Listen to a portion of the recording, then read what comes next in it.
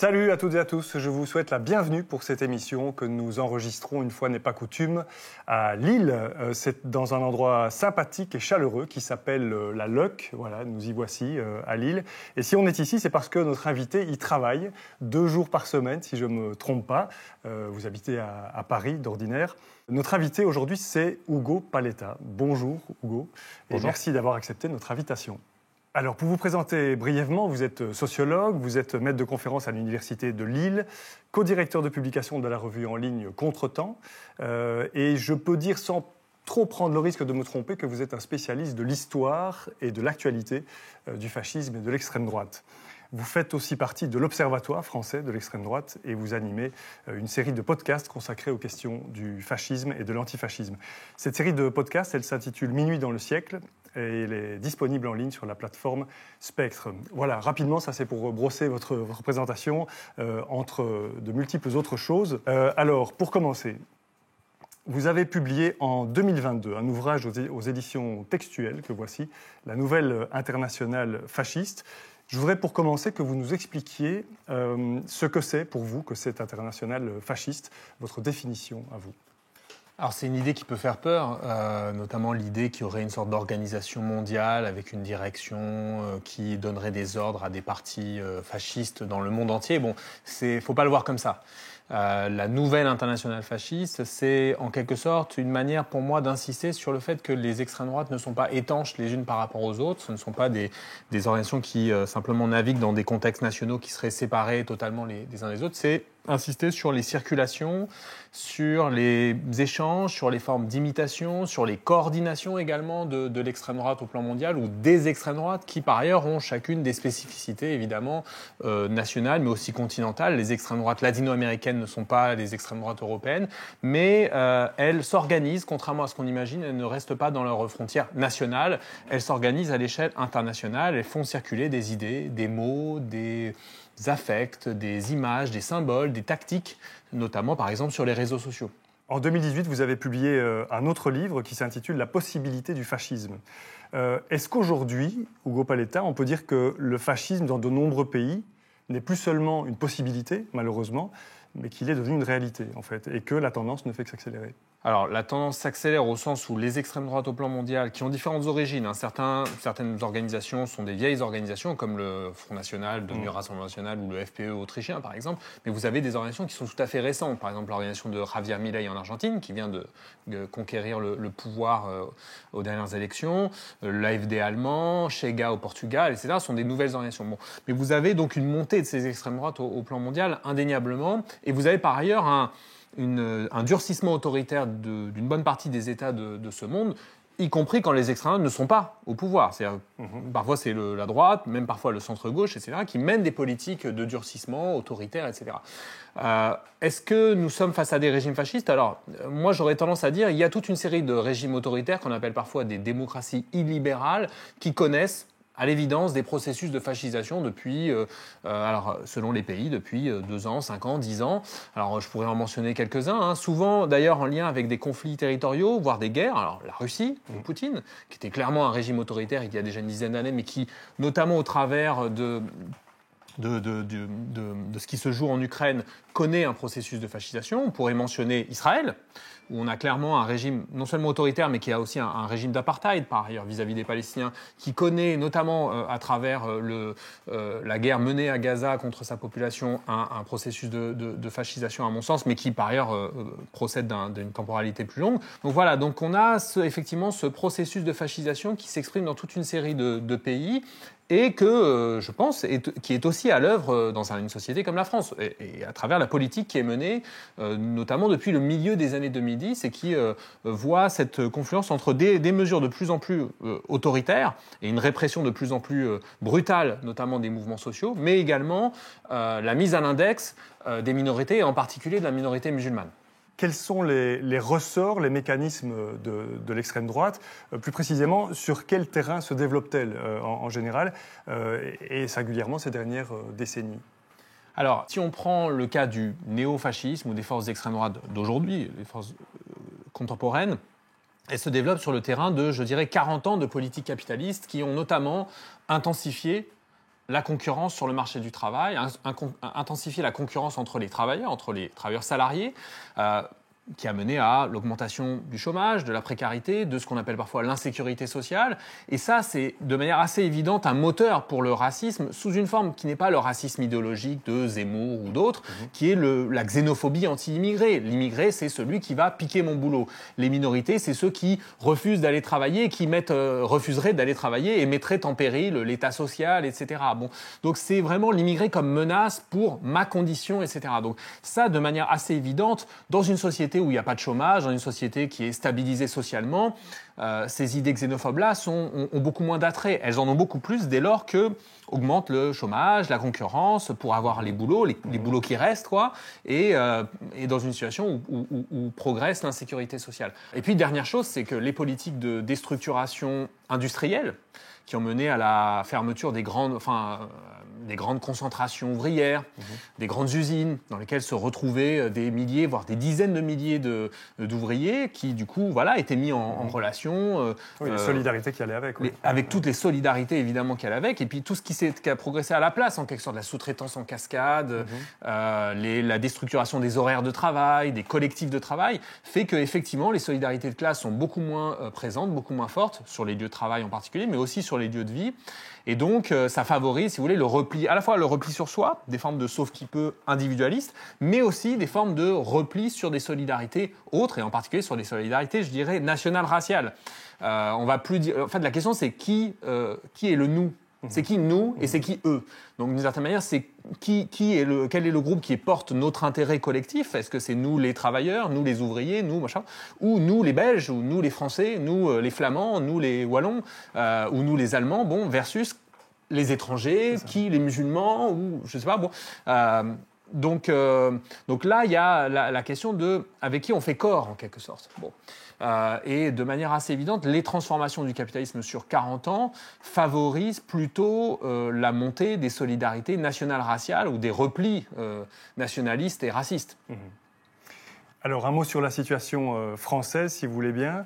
Et ce qui ressemble, en tout cas vu de l'extérieur, ce qui ressemble depuis des années à l'irrésistible ascension du Front National devenu Rassemblement National. Je voudrais votre analyse de ce qui se passe ces dernières années et singulièrement sous la présidence d'Emmanuel Macron, avec une évidente banalisation, me semble-t-il, progression des idées d'extrême droite.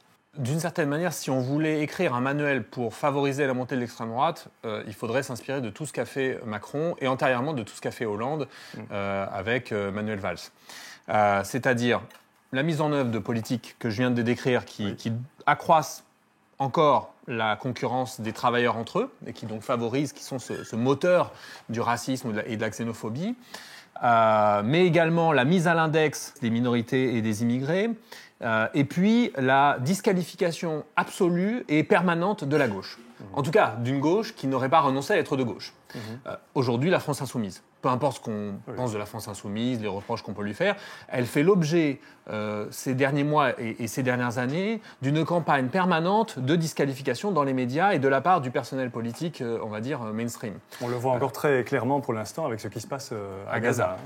Voilà, c'est ça. Alors que les positions de la France insoumise se ramènent à demander un cessez-le-feu pour l'essentiel et à dire, à rappeler la question du respect du droit international, de la solution à deux États, etc., qui ne sont pas particulièrement des options radicales dans la situation, qui sont même d'ailleurs en fait les options par exemple du chef de l'ONU. Et on lui renvoie l'accusation d'antisémitisme. On leur renvoie l'accusation d'antisémitisme. Et donc voilà, il y a une disqualification de la gauche qui fait que, en quelque sorte, Macron et la Macronie veulent construire le champ politique de telle manière qu'ils ne se réduisent à l'opposition entre eux, une sorte de néolibéralisme progressiste, mais en fait qui ne l'est pas dans les faits, qu'il l'est en discours, vaguement, dans le discours de Macron au moment des élections, mais pour la pratique du pouvoir, ce néolibéralisme n'a rien de progressiste, y compris sur les questions du racisme, par exemple. Donc un champ politique serait réduit à l'opposition entre ça, un néolibéralisme vaguement progressiste ou faussement progressiste, et puis un néolibéralisme réactionnaire, raciste, qui serait celui de l'extrême droite. et en évacuant totalement l'idée qu'il puisse y avoir une troisième force, une alternative. Et ce que ne pardonne d'ailleurs pas la Macronie à Mélenchon, c'est justement d'avoir cassé ce jeu au moment des dernières élections en parvenant à obtenir 22% au premier tour et en laminant, je dirais, les débris de la gauche François Hollande. C'est-à-dire en laminant ce qui restait de l'expérience de pouvoir qui précisément avait porté Macron au pouvoir en 2017. Voilà, donc l'enjeu pour eux, c'est d'éliminer du paysage politique cette gauche qui n'accepte pas le néolibéralisme, qui n'accepte pas ce qui se fait en ce moment à Gaza, par exemple, aussi, et de faire émerger, de restructurer le champ politique autour de cette opposition entre les néolibéraux progressistes ou faussement progressistes et les néolibéraux réactionnaires. C'est ce que vous appelez, si je ne me trompe pas, le gouvernement à l'extrême centre, mais qui a pour effet direct de faire monter l'extrême droite. Oui, enfin, l'un des moteurs de l'extrême droite, je ne l'ai pas dit pour l'instant, mais c'est tout à fait crucial, c'est pas simplement une forme de désespérance sociale, c'est le désespoir politique. Le fait qu'il n'y a pas, il me semble qu'il n'y ait pas d'alternative en quelque sorte émancipatrice pour l'ensemble, enfin qu'il y ait le sentiment qu'il n'y a pas d'alternative, alors que sans doute il y en a une, ou sans doute il y en a plusieurs peut-être d'ailleurs, mais le sentiment massif dans les classes populaires en particulier que on a essayé pas mal de choses, que rien ne marche, alors pourquoi pas l'extrême droite ? Bon. Et le moteur de ça, c'est que quand la gauche, comme sous Hollande, gouverne à droite, évidemment que, d'une certaine manière, ça élimine totalement la gauche, puisque Hollande était censé être de gauche, ça élimine en quelque sorte la gauche des options possibles. La gauche a gouverné, qu'est-ce que ça a changé ? Rien, et au contraire, les choses ont empiré. Donc voilà, ça donne de la force à l'idée promue par l'extrême droite depuis très longtemps du ni droite ni gauche. Ils font tous pareil. Et c'est vrai que sur le plan économique et social, ils mènent les mêmes politiques. Entre Sarkozy dans les années 2000, Hollande dans les années 2010 et Macron aujourd'hui, il n'y a aucune différence sur le plan des politiques économiques et sociales qui sont menées. Donc c'est ça l'extrême centre. C'est ça l'extrême centre, effectivement. Peu importe les alternances électorales, ils mènent les mêmes politiques, au moins sur le plan économique et social. Après, il peut y avoir des différences sur d'autres plans. Et encore, si on prend par exemple les questions de migration, qui sont quand même pas une petite question à notre époque, il n'y a aucune espèce de différence entre Sarkozy, Hollande et Macron-Valls. C'est la même progression vers des politiques anti-migratoires, répressives, arbitraires, qui visent à l'empêchement en réalité des migrations et qui aboutissent à ce qu'on sait, c'est-à-dire la mort de milliers d'exilés en Méditerranée et au-delà. Cette progression des idées d'extrême droite en France dont on parle, avec, vous l'avez dit, une lourde responsabilité du gouvernement et du président, et puis de ceux qui les ont précédés, elle s'accompagne d'actes concrets aussi. Répression des manifestations, on l'a vu au moment des Gilets jaunes, on l'a vu avec les mobilisations contre la réforme des retraites aussi, violence policière, criminalisation des mouvements sociaux. En résumé, est-ce qu'on peut appeler ça un durcissement autoritaire de l'État ? Oui, et pour vous dire, dans un livre avec l'historien Ludivine Montini, on est allé plus loin, on a parlé de fascisation. C'est pas pour dire que le régime de Macron est à proprement parler fasciste.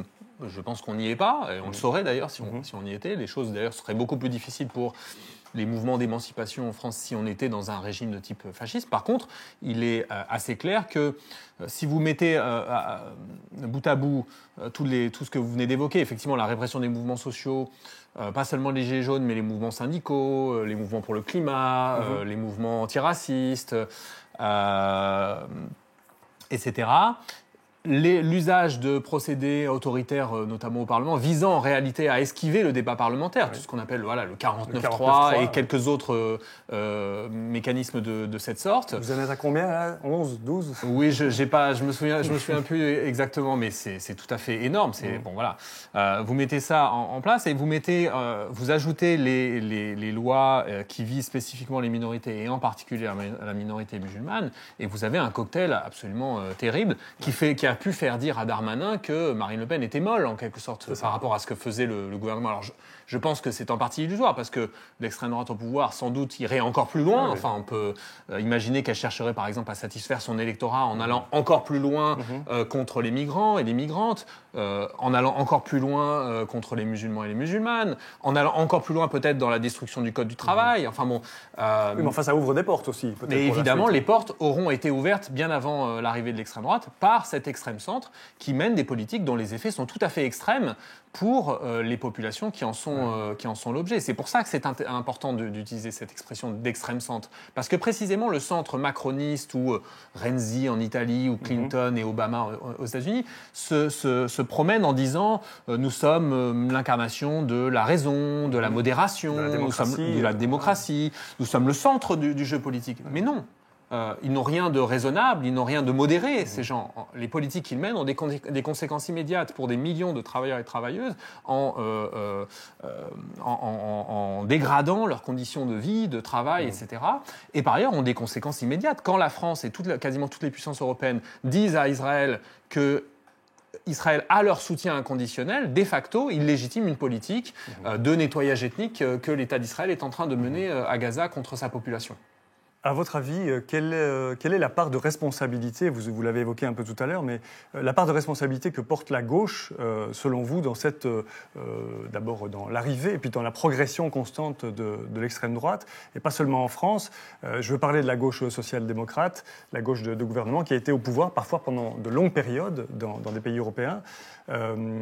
Quelle est votre analyse là-dessus, la part de responsabilité de la gauche? Vous en avez un peu parlé tout à l'heure. Eh bien, la gauche qui n'est pas de gauche a la responsabilité absolument maximale. Si on prend, alors le cas français est particulièrement frappant, si on prend les deux grands moments de progression électorale du Front National, eh bien, ça correspond exactement à deux grandes expériences de pouvoir des socialistes. Le début des années 80, avec la promesse de Mitterrand de changer la vie quand il a été élu en 80, qui a donné en 82-83 le tournant de la rigueur et la mise en place de politiques austéritaires, néolibérales, etc. Eh bien, ça correspond en 84 à la le premier score électoral national important du Front National et ensuite la progression jusqu'à 15% en 88 avec Jean-Marie Le Pen à l'élection présidentielle. La deuxième phase de progression, c'est les années 2010 sous Hollande. Et là, ce qu'on imaginait être le plafond de verre, autour de 15, 16, 17%, ce que n'avait jamais dépassé le Front National à aucune élection jusqu'aux années 2010, eh bien, explose sous le coup des politiques néfastes pour la majorité de la population, menées par François Hollande, qui avait promis de rompre avec le sarkozysme, et en fait qui n'en a rien fait, et qui avait dit « mon ennemi c'est la finance », etc. Ouais. Bon, évidemment, son premier ami, une fois parvenu au pouvoir, est devenu la finance. D'ailleurs, ce que un de ses ministres avait lui-même dit explicitement, Michel Sapin. Donc la responsabilité de cette gauche qui a renoncé à être de gauche, qui a renoncé à taxer les riches, qui a renoncé à taxer les grandes entreprises notamment, bon, voilà, pour ne prendre que cet exemple, eh bien, elle est maximale parce qu'elle a rempli de désespoir les classes populaires qui à un moment avaient pu croire que cette gauche pouvait leur apporter une amélioration, même modérée, de leurs conditions de vie et un espoir pour leurs enfants et leurs petits-enfants d'avoir une vie meilleure que la leur. Qu'est-ce qu'on peut dire aux électrices et aux électeurs des partis d'extrême droite pour leur démontrer qu'en fait, ils se tirent une balle dans le pied et qu'ils votent contre eux-mêmes, en réalité?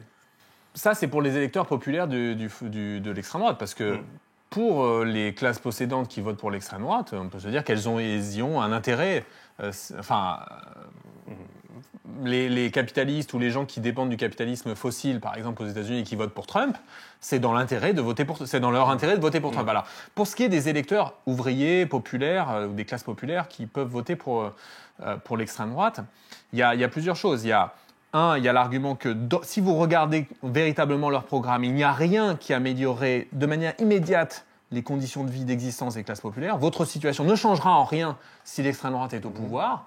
Deuxièmement, quand elles sont au pouvoir, les extrêmes droites, et on peut regarder ce qu'elles font au niveau international, elles n'améliorent pas le sort des classes populaires, loin de là. Prenons le modèle des extrêmes droites au plan mondial, et notamment de Marine Le Pen, qui est Orban.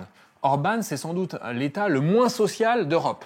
La durée d'indemnisation à chômage la plus faible, le droit de grève qui n'existe quasiment pas, un marché du travail extrêmment flexible, donc qui crée beaucoup de précarité. La sécurité sociale. La sécurité sociale, voilà. L'impôt sur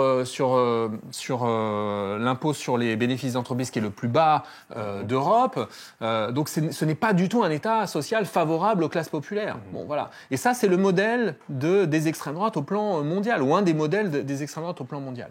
Et puis, dernière chose, c'est que les moments dernier argument, les moments où les classes populaires ont été capables de se faire entendre et d'imposer en quelque sorte la satisfaction d'une partie au moins de leurs intérêts, c'est les moments où elles étaient unies et mobilisées.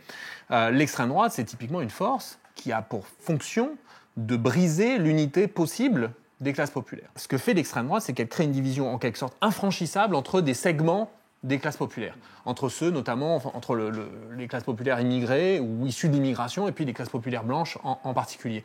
Et ça, en quelque sorte, ça interdit toute transformation sociale d'ampleur en faveur des classes populaires. Tant que les classes populaires seront divisées sur cette ligne-là, la ligne de couleur, la ligne raciale, pour faire vite, elles seront impuissantes sur le plan politique, elles seront incapables, ces classes populaires, d'imposer leur intérêt. Quel regard portez-vous sur la situation en Belgique, avec une extrême droite qui est devenue dominante en Flandre, mais qui n'existe à peu près pas dans la partie francophone du pays ? Alors, je suis pas du tout spécialiste, mais c'est vrai que c'est assez frappant. Ce que j'y vois, c'est à la fois... Alors, il y a sans doute plusieurs éléments. De ce que je comprends, les forces d'extrême droite en Wallonie n'ont jamais été suffisamment habiles ou n'ont jamais trouvé, en quelque sorte, la bonne formule et peut-être les bons porte-parole pour réussir à obtenir l'audience, trouver l'oreille de millions de personnes en Wallonie. Mais je dirais qu'il y a sans doute d'autres éléments qui tiennent à la force du mouvement syndical ou la force persistante du mouvement syndical en Wallonie, qui est bien plus fort sans doute qu'en France, et de la société civile plus largement. Et le fait qu'il y ait par exemple eu le maintien d'un certain cordon sanitaire dans les médias wallons n'est sans doute pas pour rien dans le fait que la parole d'extrême droite ne s'est pas banalisée et que sans doute ça a ralenti considérablement la pénétration des idées d'extrême droite dans le corps social. Alors c'est très certainement pas la seule raison, il y en a sans doute d'autres, ou les seules raisons. Mais il me semble que là, on tient sans doute trois des raisons. À la fois l'organisation collective, les solidarités syndicales, etc. Ce qui se joue du côté de la société civile et cette forme de cordon sanitaire. Et puis, ce qui se joue à l'extrême droite, où parfois, ils ne trouvent pas, en quelque sorte, la bonne formule pour percer. Alors, je reviens à votre livre, La Nouvelle Internationale Fasciste, dans lequel vous écrivez que votre but, en mettant en lumière ces dangers du fascisme, de l'extrême droite, votre but, ce n'est pas de faire peur, c'est d'expliquer pour conscientiser et inciter à agir, à résister. Oui, il y a deux choses, je dirais. Il y a le fait de lancer l'alerte. Prenons au sérieux ce danger.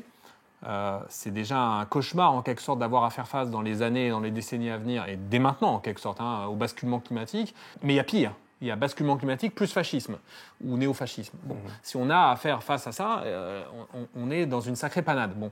Donc, lançons l'alerte, réfléchissons collectivement le plus largement possible sur comment affronter ce danger-là. Et puis, l'autre but, effectivement, des livres que j'ai faits ces dernières années, c'est donner des instruments de compréhension à la fois des idéologies d'extrême droite, de l'histoire des mouvements d'extrême droite, de décryptage des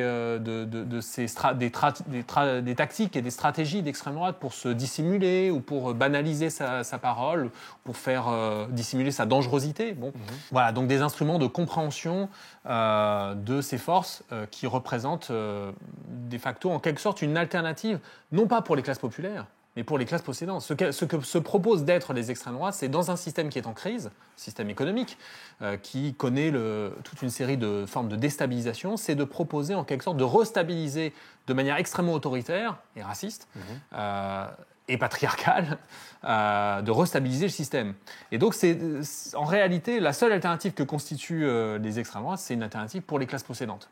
En termes de perspective encore, et puis de résistance aussi, qu'est-ce qu'on fait ? Quelle attitude adopter depuis une perspective de gauche pour affronter le fascisme ? Comment est-ce qu'on peut lui couper l'herbe sous le pied ?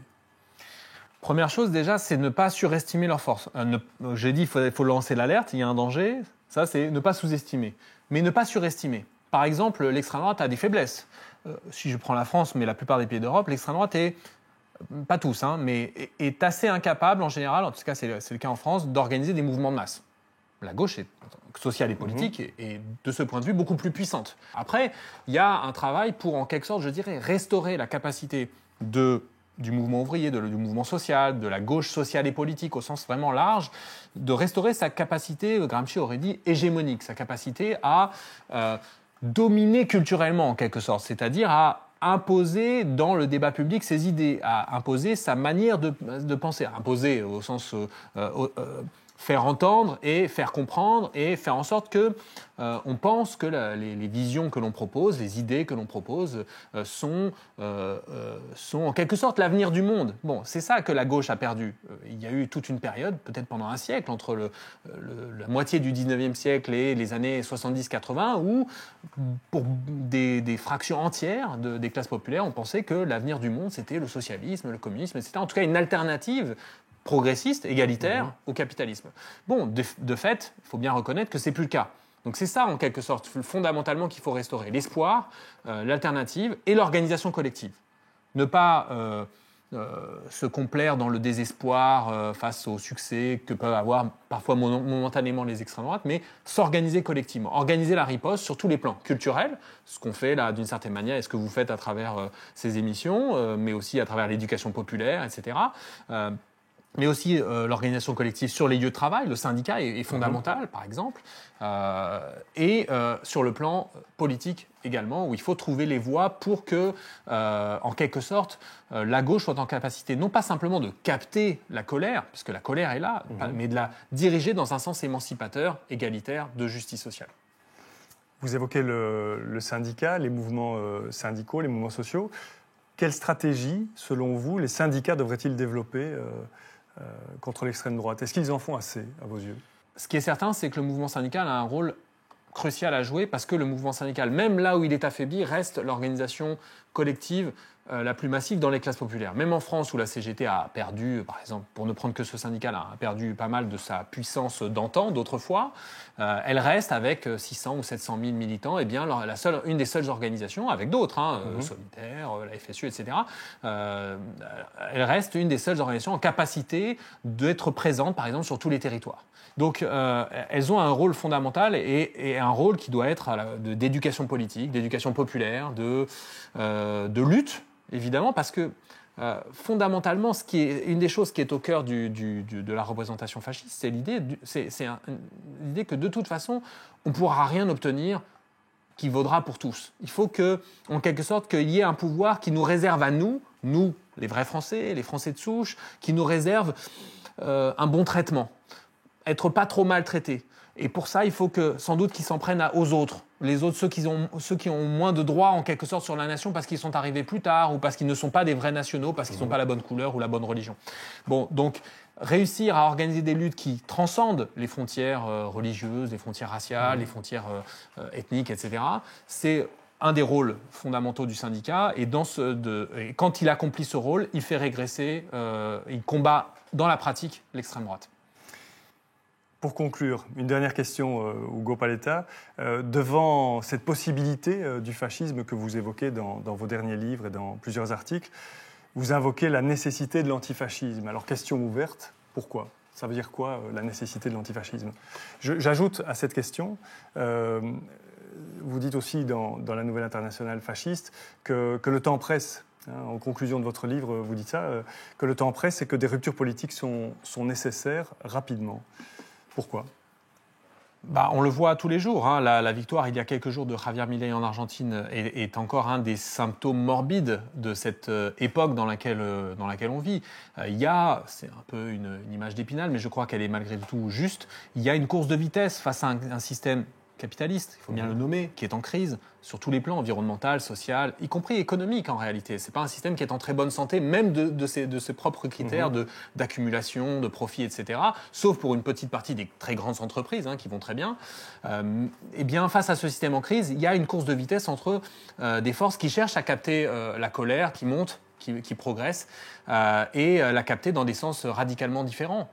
Il y a des forces, on l'a dit dans cette émission, qui visent à la capter, à diriger cette colère contre les minorités, contre les immigrés, contre les droits, y compris démocratiques, acquis par des luttes populaires. Et puis, il y a des forces qui visent, au contraire, à approfondir la démocratie, à approfondir les acquis, les conquêtes populaires, sociales, politiques, et qui visent à aller plus loin, à essayer de bâtir une société égalitaire, de justice, de liberté également. Donc là, évidemment, si les combats ne sont pas menés actuellement, les combats qui sont à la fois culturels, politiques, sociaux, syndicaux, etc., ne sont pas menés, on va effectivement au-devant d'une très grave défaite, de défaite de type, je dirais, stratégique, c'est-à-dire dont la gauche risque non pas de jamais se remettre, mais de mettre énormément de temps à se remettre. Donc voilà, il y a des batailles à mener, elles sont très urgentes, et si on ne mène pas ces batailles, on va au-devant de terribles régressions qui vont se coupler par ailleurs à ce qu'on sait, c'est-à-dire notamment le basculement climatique. Merci beaucoup, Ugo Paletta. Merci d'avoir accepté notre invitation. Je rappelle le titre de votre livre, La Nouvelle Internationale Fasciste. C'est aux éditions Textuelles. Merci beaucoup. Merci. Dalle belle città da te nemico, fuggimmo di su per le aride montagne, cercando libertà tra rupe e rupe, contro la schiavitù del suol tradito. Lasciammo case, scuole ed officine, mutammo in caserme le vecchie cascine, armammo le mani di bombe e mitraglia, temprammo cuori e muscoli in battaglia. Siamo i ribelli della montagna, viviamo di stenti e di patimenti, ma quella fede che ci accompagna sarà la legge dell'avvenire. Siamo i ribelli della